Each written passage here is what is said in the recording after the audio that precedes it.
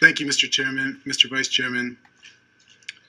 I'd like to begin today's presentation by just offering a word of gratitude for the support that this legislature has provided to the University of New Mexico throughout the years.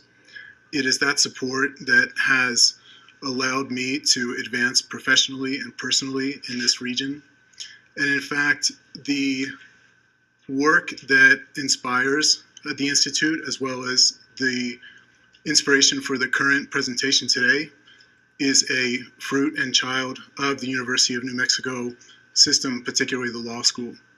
So not only would I like to express my gratitude, but also the sense of honor it is to share with you the results of this support.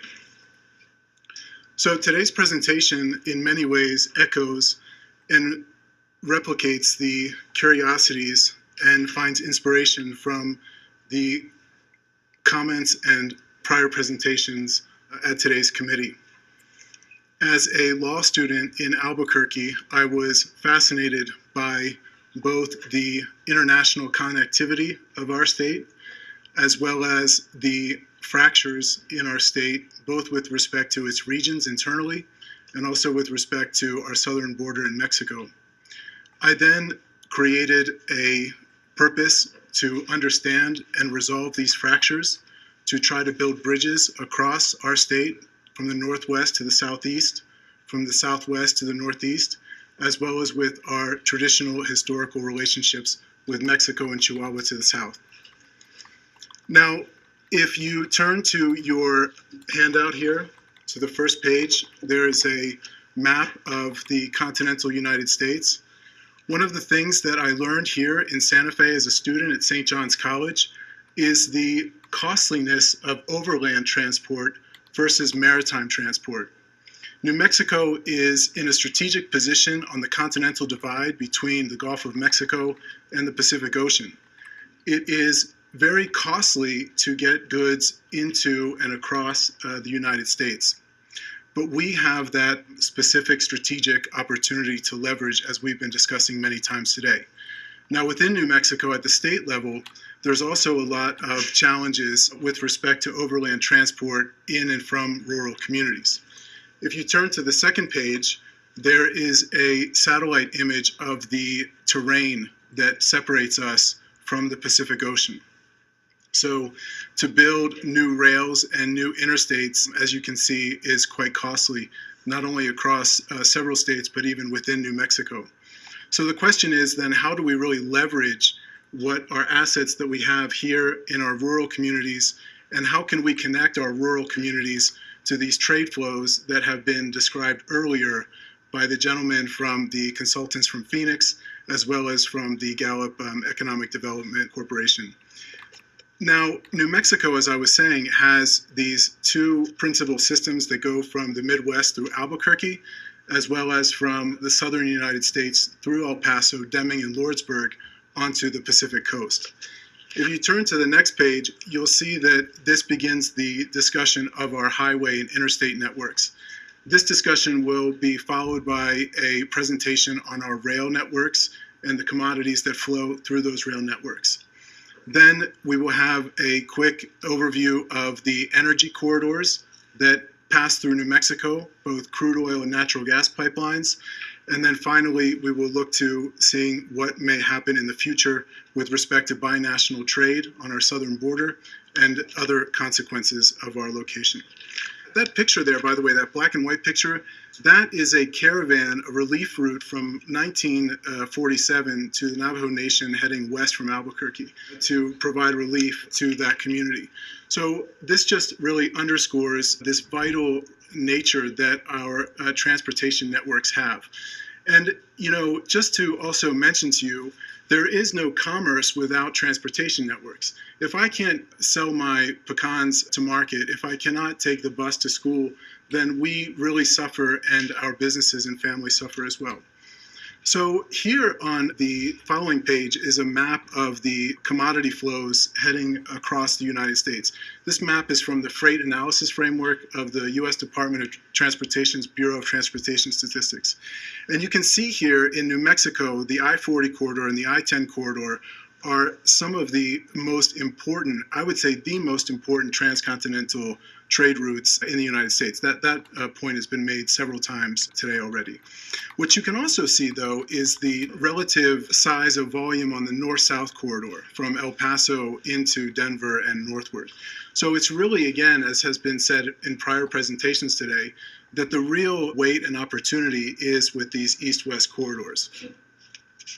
Now, what the Institute does is it provides essentially and puts together official data sources from our region, Mexico, Texas, and New Mexico, so that private and public sector leaders can make good decisions about what policies and what legislation or what investments they would like to make next. So what follows here is an overview of the historical and projected trade flows, the commodity flows, along critical corridors that we've been discussing earlier. So this is something that could really help our businesses understand what's passing along our highway networks. So here we have the New Mexico to Los Angeles top 5 commodities by truck. We see the presence of electronics, foodstuffs, mill grains, articles, base metal, newsprint, etc.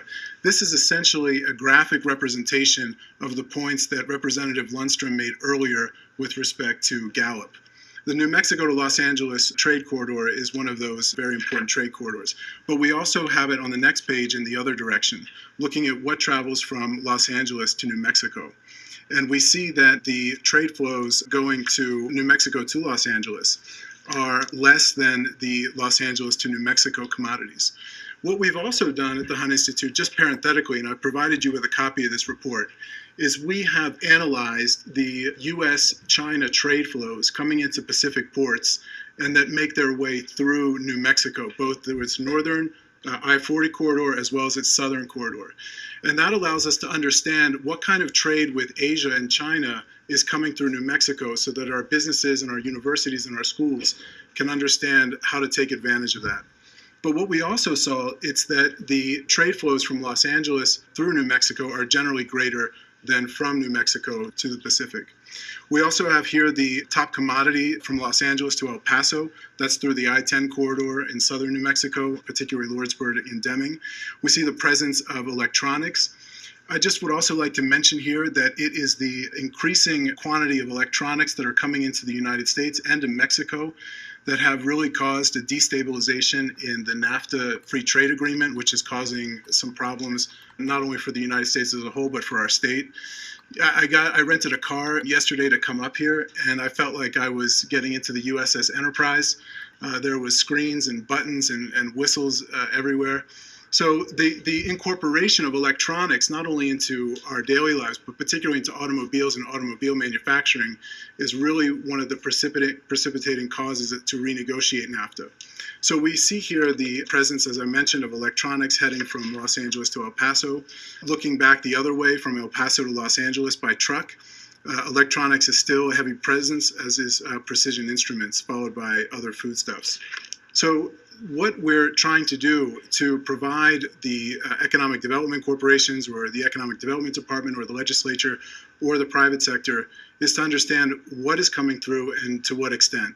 So the New Mexico to Chicago top commodities by truck demonstrates the presence of foodstuffs, followed by electronics, milled grain products, and other agricultural products, and finally machinery. On the next page, we have Chicago to New Mexico commodities by truck. And the trade volume in terms of value is relatively similar, but the top commodity is quite different. From Chicago to New Mexico, we see a heavy presence of motorized vehicles. This is by value, not by volume, of motorized vehicles as well as machinery headed to New Mexico, followed much further down by electronics and other foodstuffs. Now on the next page, top commodities from New Mexico to El Paso, we even tried to understand, as I showed you earlier, what's going on north-south between New Mexico and El Paso, a very important part of our region that for many reasons over the years has become less known and more separate. So the top commodities from New Mexico to El Paso, we see metallic ores at around 600 million and followed by mixed freight. And as you can see, this question of electronics is really playing a critical role in the future of trade and trade through New Mexico. On the next page, we do the opposite. We look at what's traveling from El Paso to New Mexico, and you can see the heavy presence of fuel oils, again by value, followed by electronics and machinery. Now, in a few moments, we'll take a look at some maps that show our crude oil and refined oil infrastructure, and that this kind of graph will make a lot more sense at that point. Now, on the next page is an image of the Santa Fe Railroad, the Atchison, Topeka, and the Santa Fe. Now, this is important because, as we know, New Mexico was the site of the second transcontinental railroad, which was completed in Deming, and also has had a critical role in the trade routes between the Midwest and Los Angeles, not only with Route 66, but also with the Atchison, Topeka, and the Santa Fe. This railroad also, and the BNSF, goes down to El Paso, as you can see on the next page, is a route map of the BNSF network. Now, this is of critical importance to New Mexico, has been mentioned several times, particularly the eastern part of the state and the western part of the state, and as well as the central part of our state. Now, the other significant railroad company that we have here in New Mexico is Union Pacific, which operates a route from El Paso to Kansas City in the Midwest, but also along that southern route, the Sunset route along I-10 and the Gila River. Now, just as we did with the truck commodities, we also examined the value of commodities that are passed east-west along this southern route. Now, New Mexico to Los Angeles, we see crude petroleum as the top commodity. On the next page, we look at Los Angeles to New Mexico, top commodities by rail. It's a lot more diverse, but still, as has been mentioned earlier, a lot of these commodities are present in other flows: paper articles, base metal, mixed freight, and other agricultural products. On the next page, we look at the critical corridor from El Paso to Los Angeles. This is the corridor in which Santa Teresa is found. This is the corridor that is strategic for Union Pacific for its intermodal facility. And so learning what's coming between Los Angeles and El Paso helps us understand more of what's going on in the southern part of the state and how we can leverage that as a whole. So motorized vehicles is the predominant commodity value there, going from El Paso to Los Angeles. The top commodities that come from Los Angeles to El Paso, we have foodstuffs and other base chemicals. Now, I just want to mention that this, again, is, as the representative used the expression, a 30,000-foot kind of view. These commodities can be broken down into further refinement, and it also provides me the opportunity to let you know that if there's anything that you need or any further detail with respect to this or more data, that's what we're here for. The Institute is a public good for the region and for the legislators. So then from top commodities from El Paso to Houston by rail, which is the other key maritime port that was mentioned earlier by the first presentation, we have the, again, heavy presence of motorized vehicles. From Houston to El Paso by rail, we have the leading presence of plastics and rubber, and then followed much further down by motorized vehicles and gasoline. Most of that gasoline comes across on pipeline networks, which we'll see in a second. The top commodity from Chicago to El Paso, interestingly enough, is alcoholic beverages. The top commodity from El Paso to Chicago on the next page is cereal grains. The top commodity from New Mexico to El Paso by rail is fuel oils, and we'll see why that is happening as well as in a minute when we look at the energy network in our state. Top commodities on the next page from El Paso to New Mexico by rail, it's much more diverse. They're much more grouped around one another. Motorized vehicles, again, is the leader, followed by basic chemicals and chemical products, as well as animal feed and other foodstuffs. Now, the other thing that I mentioned earlier that we did was on the next page, you'll see a map of East Asia and the Western United States. So what I showed you just now in the previous slides was an overall breakdown of general commodity flows and their value that come across I-40 between Los Angeles and Albuquerque, Albuquerque and Chicago, as well as Los Angeles and El Paso and Houston. But what we needed to know, as has been mentioned again several times in this presentation, is the need to understand how tariffs and how free trade agreements and international trade is affecting our state.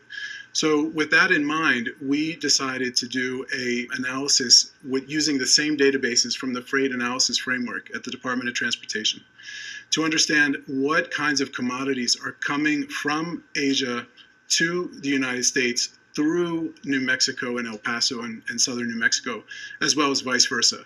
Those that come from New Mexico and southern New Mexico to the Pacific ports on its way to China.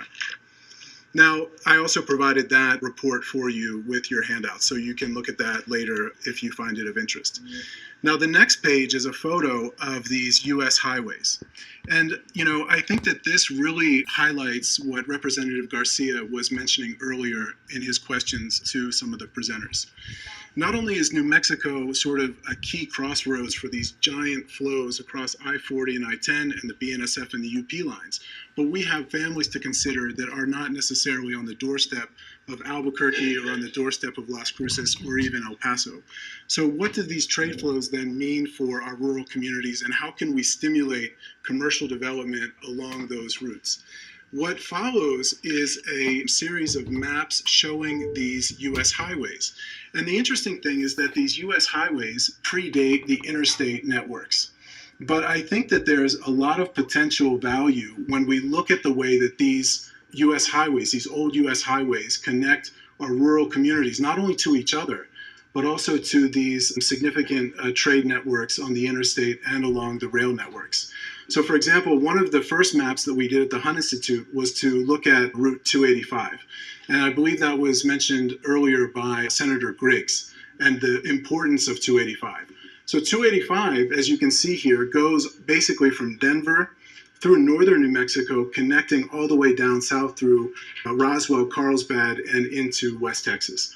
So not only does it connect those communities that might also or sometimes find themselves far apart from one another, but if you can see, it connects I-70 in Denver to I-25, to I-40, to I-20, and to I-10. So if we can start thinking about, also I think was mentioned by Representative Garcia, if we can start thinking about the communities in these regions, if we can start sort of analyzing systematically the people who live there, the industries they're involved in, the agricultural assets that we have, then we can start finding complementarities between these communities along these rural networks. On the next page is a map of Highway 64, which goes through Representative Gonzalez's district up in Taos.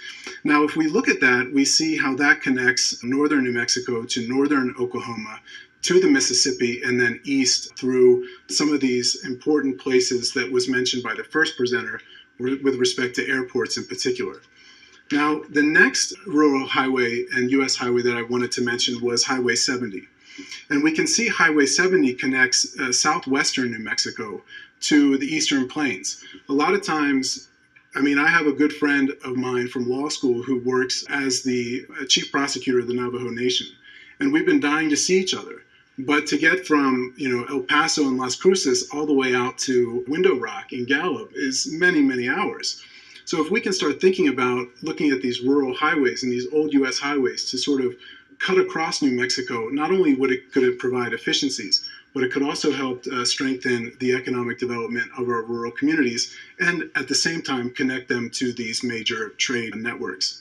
Now, I think it's important, if you see this on a PowerPoint presentation, it's a little more impactful, but look at the position of I-70 as it comes into New Mexico in the east. And then look at Highway 84 as it comes into New Mexico at the east. They both converge at Clovis. Now, I think that a lot of times we might not understand or realize how much transportation networks converge in our state, not just with respect to I-25 and I-40 and I-10, but also with respect to these U.S. highways. So that highway goes from northwestern New Mexico down again to the Eastern Plains. Now, again, look at Rural 60, U.S. Highway 60. It also converges at Clovis. So just from these old traditional U.S. highways, we see a lot of opportunity there with respect to the convergence of these highways. And as I was mentioning earlier, highways and roads are perhaps the fundamental asset for economic development, connectivity, and getting your goods to market. Now, U.S. Highway 82 is also a strategic highway that goes from Las Cruces all the way across northern Texas to close to Dallas, through the Mississippi, down through the southeast of the United States. On the next page, we have Highway 54. And Highway 54 does a good job of connecting El Paso to the Eastern Plains in New Mexico up towards the Midwest, Kansas, Missouri, and Illinois. Now, the last road that I wanted to look at is US Highway 550. Now, this connects essentially I-25 and goes all the way through the northwest part of the state and some of our energy heartland, almost to I-70 at Grand Junction, Colorado. So again, I just wanted to reiterate the point that we have already existing in New Mexico these very important road and highway assets that can connect our rural communities not only with each other, but to these major international transportation networks that are already existing. And if we know more about what's happening not only in those communities, but what kind of commodities are flowing through the highways and the rail networks, it's an instant ability to connect and leverage those trade flows so that we're not just a pass-through, but we're a state and community that can add value to those flows. Now, the last part of the presentation here with respect to, I guess, transportation or trade infrastructure is regarding our trade with Mexico on the southern border. And I wanted to share this map with you because I think it's very important. This map is from 1853. And remember that after the US-Mexico War, again, because of transportation networks, there was a battle for what was called the Gadsden Purchase, or as in Mexico was called La Pérdida de Mesilla. This area was disputed territory for several years until it was purchased by the US government from Mexico. And if you go to the Placita in Mesilla, you can see 1854 on the center plaza. And that commemorates when the United States was able to acquire all that land down there in what is there titled the disputed territory. But the disputed territory, I have to tell you, is alive and well. And what is going on is that not only is New Mexico sort of far from water, but a lot of times we don't understand our regional or neighboring markets. So as was mentioned earlier by the panel and some of the legislators and representatives, there's a great need to understand, for example, not only what's happening in Chihuahua, but what's happening in Mexico as well. So the Institute not only helps provide data for New Mexico and its communities, but we also try to serve as a platform where data and information from Texas, New Mexico, and Chihuahua can be understood with a common frame of reference. On our state seal, we have not only the American eagle, but we have the Mexican eagle. So we sort of have this origin and this destiny to understand each other and to work together. Now, with respect to the international crossings, we provided this graph showing the increase over time in the border crossings of Santa Teresa, Columbus, and El Paso. So Santa Teresa border crossings have increased from 2000 to 2016 from around 25,000 to 115 or so thousand. And we see a market increase here around 2006 and 2008. Now, Columbus has maintained a relatively low rate of growth throughout those years.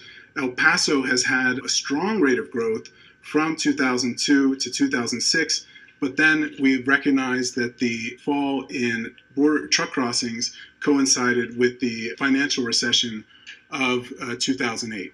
Now, I also want to mention that our relationship with Mexico is of vital importance, not just from a commercial point of view, but from a public safety point of view. These same trade corridors and trade networks that are bringing value to the Western United States and the Eastern United States and to our communities in New Mexico also bring less desirable elements with them. So the more that we can understand the nature, the scope of these trade networks, our southern border, the more we'll be able to, I think, manage public safety pressures as well as economic development opportunities. The economic recession, financial recession in 2008 had a tremendous impact on employment in Juarez, had a tremendous impact on violence in Juarez, and that's on our southern border. So the more that we can understand and work with these communities, I think the better prepared we'll be. Now, we also looked at the top 3 export commodities through the Santa Teresa port of entry. Again, as has been a theme throughout this presentation and the ones prior, electronics, computer goods really are playing a determinative role, not only in international commerce, but also in New Mexico commerce.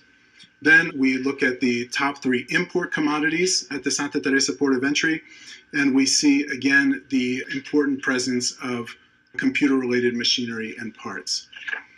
Finally, we have a picture of a gas processing facility in the northwest part of our state. Now, the other thing that the Hunt Institute did a while ago was a regional energy analysis of southern New Mexico, West Texas, and Chihuahua. We wanted to understand from a regional perspective where the pipelines were, the crude oil pipelines, the refined oil pipelines, the refineries, as well as the natural gas pipelines, where they were coming from and where they were going, as well as the companies that were involved in that. And if you can see here on this map, we show the connectivity between not only the Permian Basin and southeastern New Mexico, but the important role that that region, that Permian Basin, not only has in world commerce, as Representative Gallegos was mentioning earlier, particularly with respect to OPEC and our energy industry here, but how important that energy source is for our state as a whole, how important it is for El Paso and even for Mexico. Ciudad Juarez in Chihuahua basically imports all of its refined oil and gasoline into the city, making it entirely dependent on Permian Basin crude. So that's a combined map. And part of the problem, this took many, many hours to assemble, because a lot of times in our region, we see maps, particularly weather maps, and south of New Mexico, it's gray. So we think there must be no weather south of New Mexico. So we had to work with the Mexican energy industry and the Mexican energy regulators, as well as with the American and Texas and New Mexico regulators, to create these combined maps.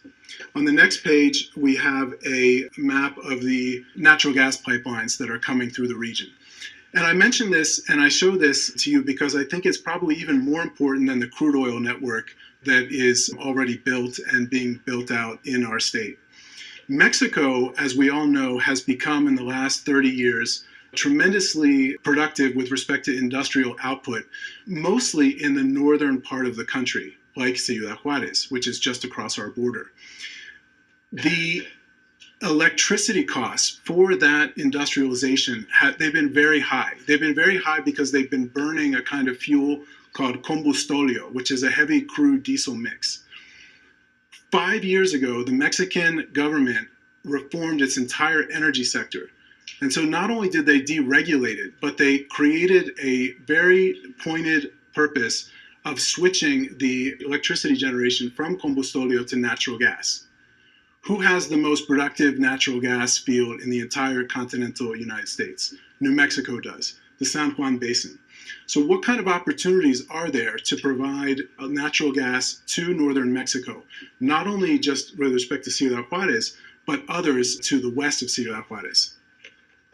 So again, we can see whether it's with respect to highways, US highways, or rail networks, New Mexico is the place to be.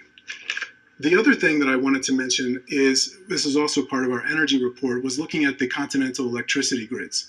New Mexico there, especially the eastern part of the state, is at the juncture of the 3 major continental grids, the Western Interconnect, the Eastern Interconnect, and ERCOT. So again, we're sort of at this privileged crossroads, whether it's Clovis or Gallup or even Taos in northern New Mexico. And the question really is, as legislators, what opportunities are there from a policy perspective to leverage and strengthen economic development? Now, the final picture I wanted to show you, because I think it really illustrates the future as well as the present of economic development in the United States, Canada, and Mexico. As we can see there, east of the 100th meridian is where the bulk of the urbanization and the industrialization is. The bulk of Mexico's industrialization, again, is also eastern facing, from Nuevo León and central Mexico, east, northeast into Texas and to the eastern markets. But that is changing. As we saw with the natural gas pipelines, industrialization and urbanization is moving westward toward the Pacific. And again, New Mexico is right in the middle of that.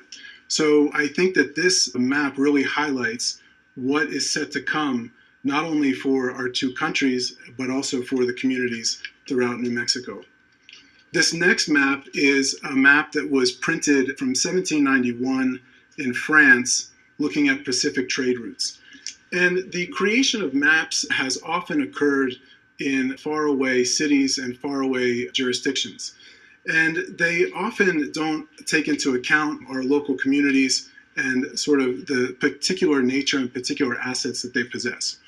So the whole purpose, again, of this presentation, as well as our institute, is to really, as Representative Garcia was saying earlier, to provide a very nuanced, detailed, grassroots understanding of our state, its many communities, so that we can find ways to work together, not only internally in New Mexico, but also to take advantage of those trade routes and trade flows, as well as to work with our southern border in New Mexico.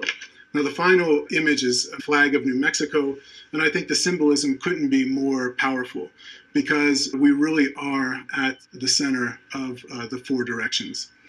Thank you very much. Thank you. That was very enlightening.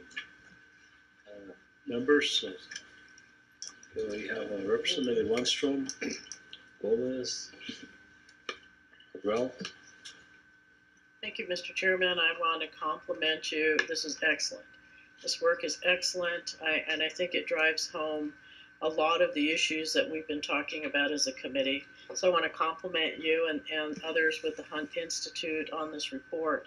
One thing I wanted to point out, Mr. Chairman, is the map that shows the energy corridors where you've got the crude oil storage terminal, crude oil pipeline, and refined product pipeline. It's this map. What's interesting about it, in the legend, the very first thing there's WR. I assume that's Western Refinery, That's right. just east of Gallup. That's right. So when you look at the pipeline, the blue line the pipeline that goes up into that area where it is refined. When we talk about being able to serve as a logistics hub in Gallup and moving crude that comes out of a pipeline, it's just not for the San Juan Basin. And Marty's gone now, but he has had some of those discussions with companies down there because they're going full bore down there and they need help. I mean, to move some of the product that they've got. Why not Gallup? Especially when you look at this map. And I appreciate this because this helps make some, general observations then about how we work together as a state, how we can help support one another. And I don't think you could drive any further than between Gallup and Hobbs and Carlsbad, one way. Mm-hmm. So I wanted to make that observation, Mr. Chairman, and the relationship with Mexico is critical in how that all plays out with what we do in our state. Again, I just want to express my appreciation for this report. This is the kind of work that I would suspect that we would be looking at if we get into the logistics hub analysis by areas of the state. This is the kind of thing that we would be looking at. And I did want to ask, I think it was 53, the former US 54, was it? Yes. Does that go into Chicago? I wasn't able to tell. I don't think it does. No, I think that's the extent of Okay, its, so 54 yeah. looks like that's the tip of Illinois. Right. Okay. I was just curious, Mr. Chairman, where that actually went. Thank you. Very well.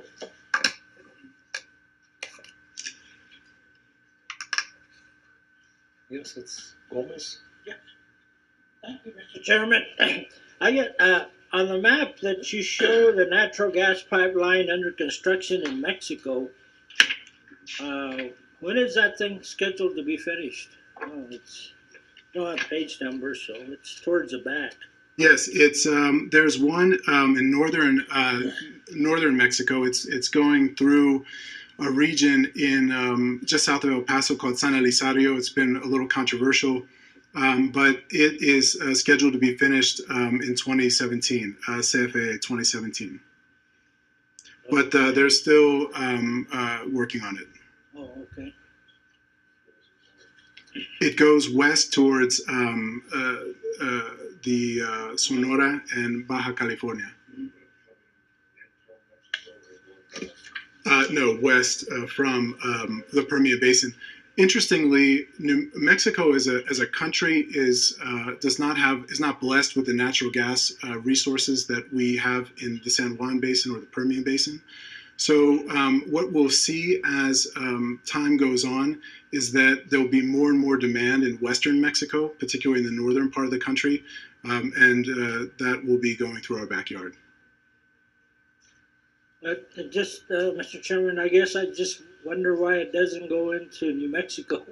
They all come out of that one location, I guess, is what, Midland?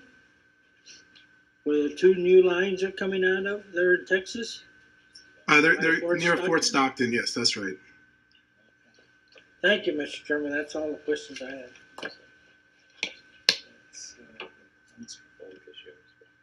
Representative Madrell? Thank you, Mr. Chairman. Just for clarification, on this same map, okay?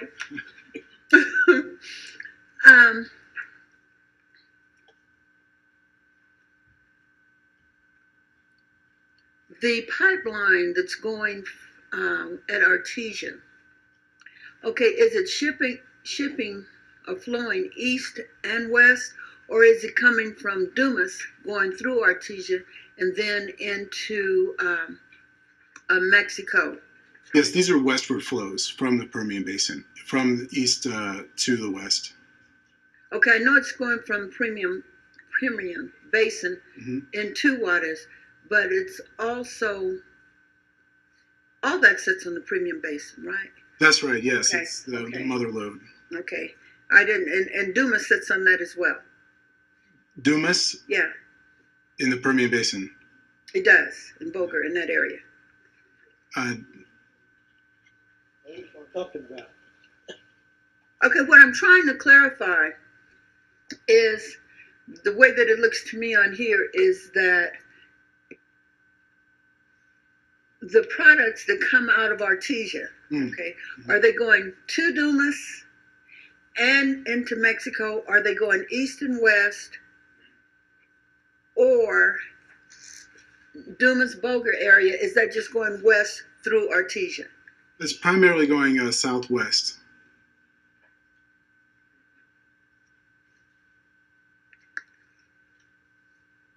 I guess, okay. It's still not clear to me. Huh?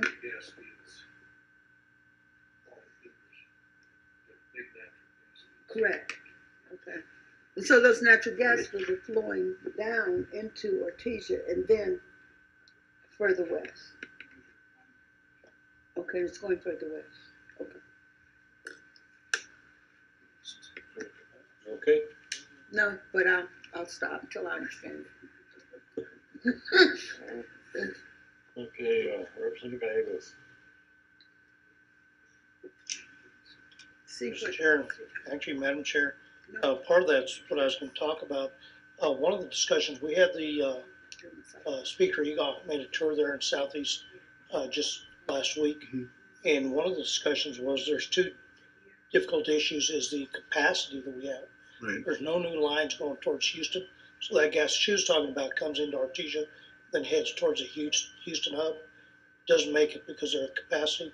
Going back to a discussion earlier, that's one of the things we were talking about in the China connection. That pipeline would start in Lee County, go into Mexico because you can't get through California due to the regulations, and then end up in Tijuana. They put it on barge there, get it to Shanghai. So we're looking at ways getting out. I appreciate all the detail and documentation because that's going to help us knowing how to change this going forward. The other thing, and the speaker had alluded to, that he would help just recently. The other part of the problem is having not enough refining capacity. So we don't have enough, due to the regulatory environment, enough refineries starting in New Mexico.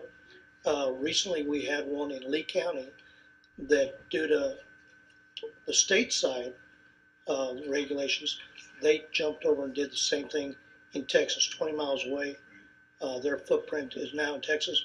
All the GRT, everything else, all the benefits are now in Texas. So the speaker in that discussion said he wanted specifics. So I've reached out to that company because they played on both sides of the fence to ask them for specific information, because I think what you have here is a broad overview.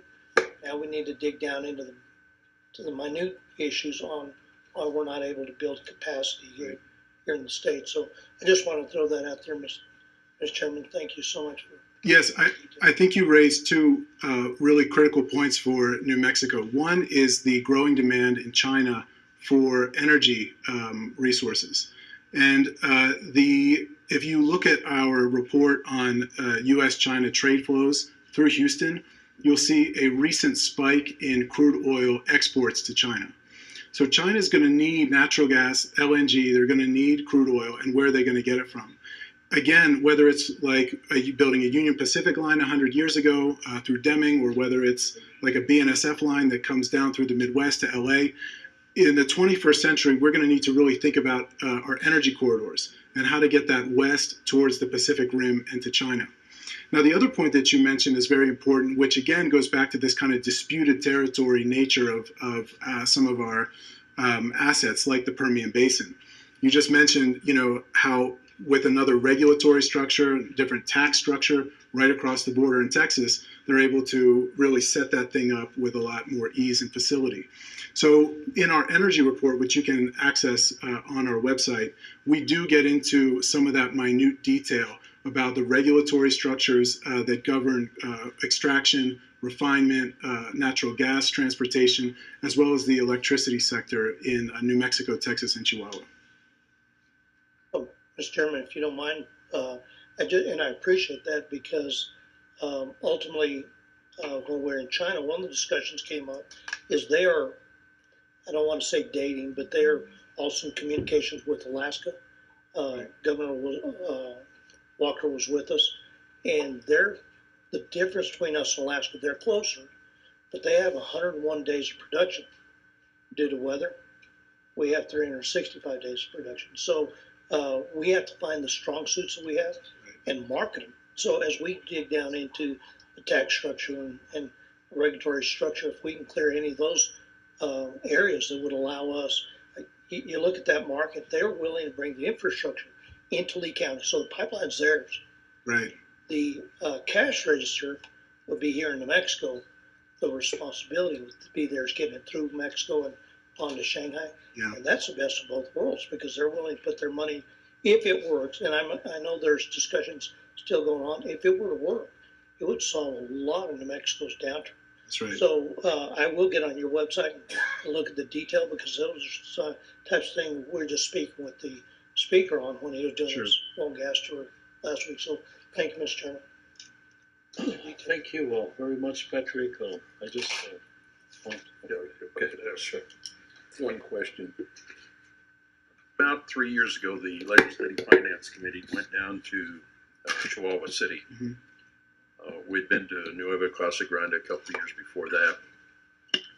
We engaged in conversation, and it sort of relates back to what happened up in Wyoming, and before fracking came along, and we found out we had more natural gas in this country than what we knew what to do with. But they'd already established the lines to the East Coast, when in fact Pennsylvania had a ton, and so it sort of became obsolete, was my understanding. Down in Chihuahua City, and one of the parties we met with, the reserves they consider are pretty phenomenal, but there's an aversion to fracking. Do you know anything about that? Yes, there are some constraints that Mexico faces that, again, could be opportunities for New Mexico. One of those constraints is even an exploratory capacity, meaning that, the engineering that we have in the state of New Mexico, the expertise we have with determining proven reserves, we could use to help the oil and gas sector in Mexico better determine in Chihuahua their reserves. The other issue is water. Because of the fracking production, you need some liquid to really extract that material. Now, so that's an issue. Another issue is public safety. And so that's not only a question in northeastern Chihuahua, but also the northern part of Coahuila on the Texas-Mexico border.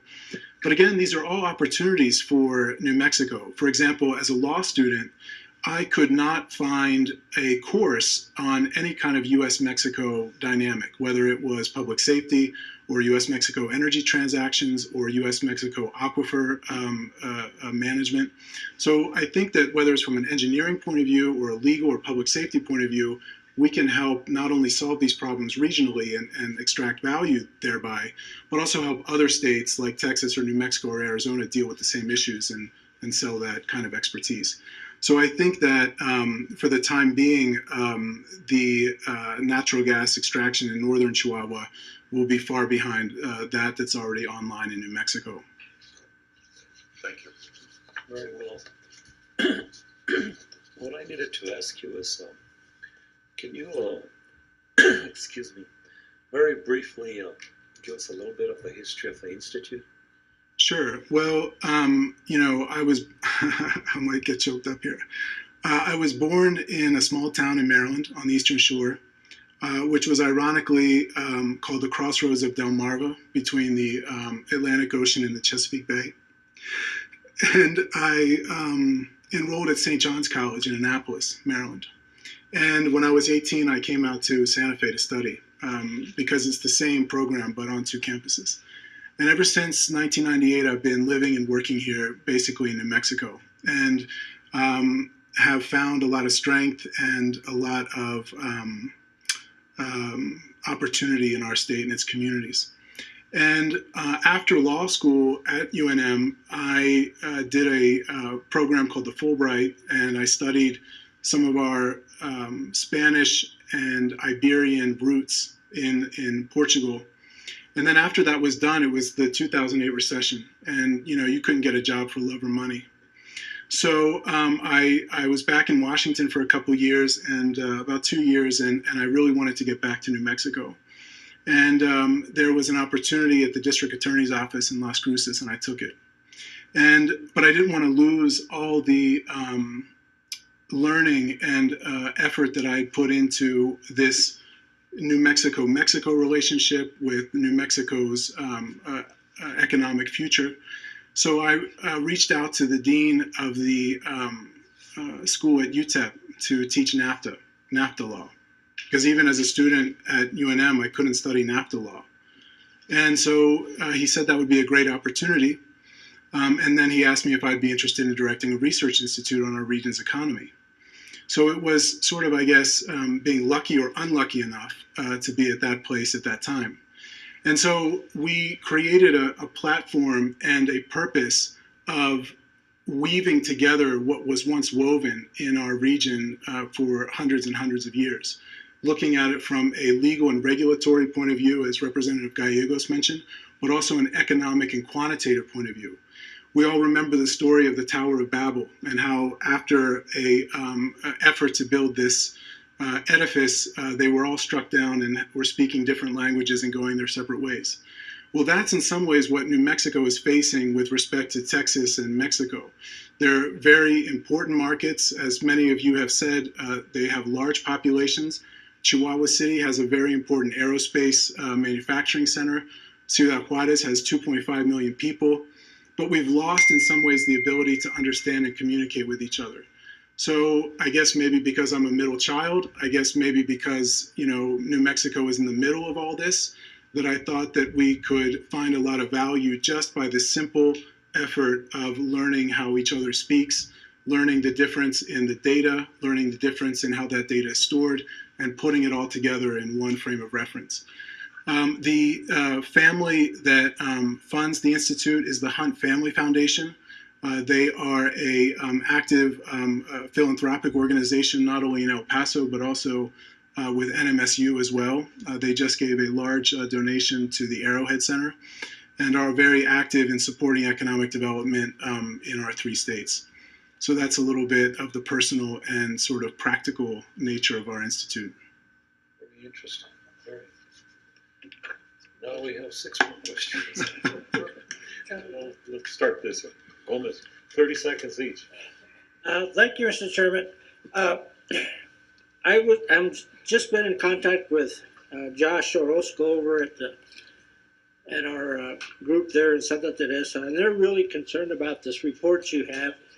And I don't want to go through all the things he sent me, but I'll send this to the committee because there's quite a few concerns about the data not being very accurate. So I think the committee needs to know that, and that's on the Santa Teresa report.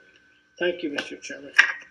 Well, Senator Snyder. Thank you, Mr. Chairman. I apologize for the delay, but just quickly, if we can, as regard to the revised NAFTA agreement with Mexico, did that provide any additional or impetus for us as a state to engage in economic development with the country of Mexico, or did that present more obstacles, if you will? Well, yes, that's a very important question. This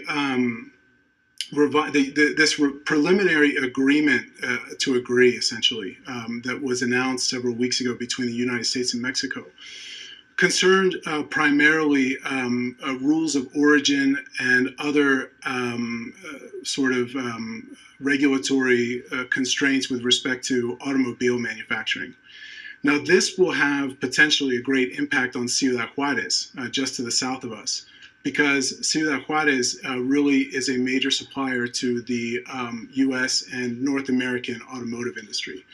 But with respect to New Mexico's output, because we're not directly producing cars or other major inputs to automobile manufacturing, I don't see how the revised NAFTA would really negatively affect us in principle. And in particularly with the Santa Teresa activity, it wouldn't impact anything in that aspect. Well, I mean, it's hard to say. These things are like, looking for a black cat in a dark room until they're sort of released to the light of day. But the Santa Teresa port primarily relies on the cattle crossing and the Foxconn maquila that is west of Ciudad Juarez. Most of the rest of the industrial development in Ciudad Juarez goes to the northeast through Texas, either to I-10 or to eastern Texas. So, I mean, even if the tariffs were to disappear for NAFTA tariffs, the WTO tariffs would prevail, which are still quite low, about 2.5%.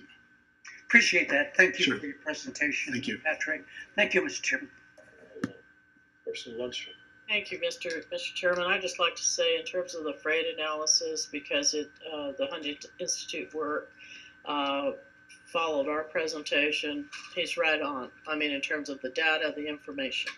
I need to say that. And then I was wondering, Patrick, would the Institute be able to help, since you're a philanthropic group, can you help a legislative committee like this? When we were talking about modeling logistics areas, would you be able to do something like that?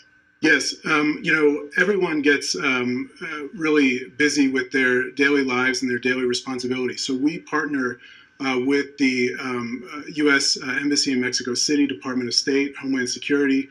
So to be able to provide you with information, we do economic impact modeling as well for the state of New Mexico and Texas.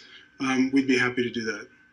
Mr. Chairman, what I'm thinking, we're talking about possibly a piece of legislation. This is, unless you've heard the presentation, sometimes it's hard for people to get their arms around. It's fairly complicated. Would you be able to do a couple of those kinds of models? I don't know, Carlos, when would you think we'd need to see something like that, just to see what it looks like? Yes, that's feasible. That would be great, Mr. Chairman. Then we have some real information that we're looking at. Very well. We'll stay in contact through Okay, Mark. Thank you. great. Thank you all. Thank you. Everyone raised their hands. Oh, I don't know about this side. We're just waving by. No, all right. Okay, Well, thank you so very much. Thanks, guys. Thank you.